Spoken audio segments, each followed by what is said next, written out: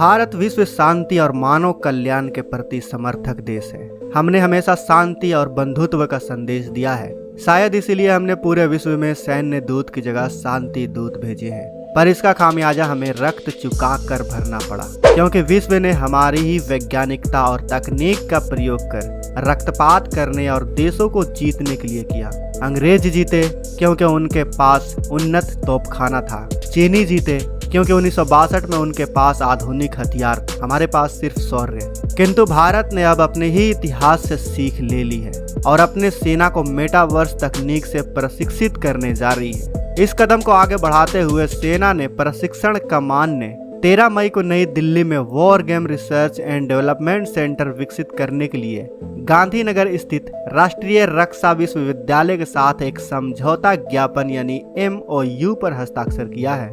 इस परियोजना का प्रोटोटाइप नाम वॉर डेक है। यह भारत में अपनी तरह का पहला सिमुलेशन आधारित प्रशिक्षण केंद्र होगा, जो वर्चुअल रियलिटी वॉर गेम को डिजाइन करने के लिए कृत्रिम बुद्धिमत्ता यानी AI का प्रयोग करेगा।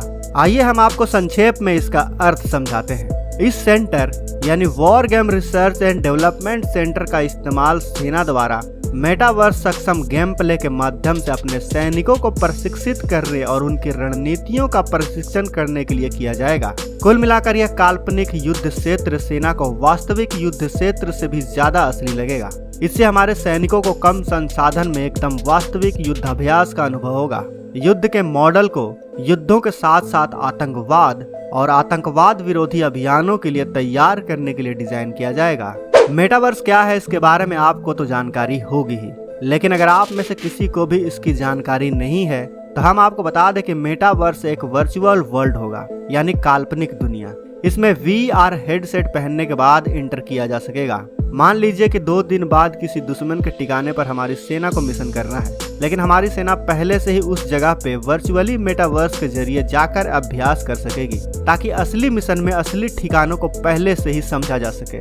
केंद्र सरकार नई दिल्ली में इसी प्रकार का एक सैन्य क्षेत्र बनाएगी। RRU के अधिकारियों ने इसकी पुष्टि की।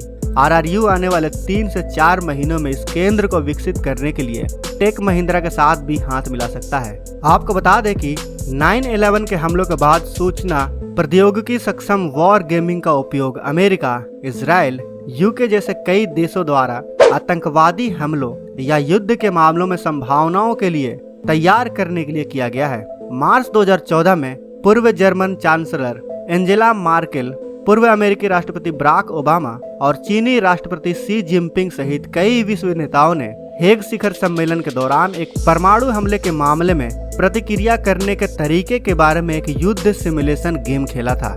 उस मामले में परमाणु हमले का लक्ष्य ब्रेनिया नाम का एक काल्पनिक देश था। ध्यान देने वाली बात यह है कि सशस्त्र बलों के अलावा BSF, CRPF, CISF, ITBP और SSB भी बेहतर प्रशिक्षण के लिए मेटावर्स सक्षम सिमुलेशन अभ्यास का उपयोग कर सकता है, क्योंकि यह वास्तविकता के करीब एक युद्ध के मैदान का अनुकरण कर सकता है और युद्ध की संभावित घटना में कई घटनाओं का मानचित्र भी कर सकता है। दोस्तों, भारत और भी कई ऐसी टेक्नोलॉजी पर काम कर रहा है जिससे हमारी सेना आने वाले वक्त में और भी ज्यादा एडवांस हो जाएगी। मेटावर्स सिमुलेशन से हमारी सेना क्या क्या कर सकती है आप सोच भी नहीं सकते। मेटावर्स से हमारी सेना जंग की तैयारी तो कर ही सकती है, साथ ही पायलट और कमांडो भी अपने आप को और बेहतर बना सकते हैं। दोस्तों, भारत अपने आप को दिन ब दिन बेहतर बनाने में लगा हुआ है ताकि दुश्मन हमें मात न दे सके। भारत के इस कदम की सराहना करना तो बनता है, और अगर आप भारत के इस कदम की सराहना करते हैं तो वीडियो को लाइक करें और कमेंट बॉक्स में जय हिंद जरूर लिखें। हो सके तो वीडियो को ज्यादा से ज्यादा शेयर करें ताकि भारत के इस कदम को पूरे भारतीय जान सके।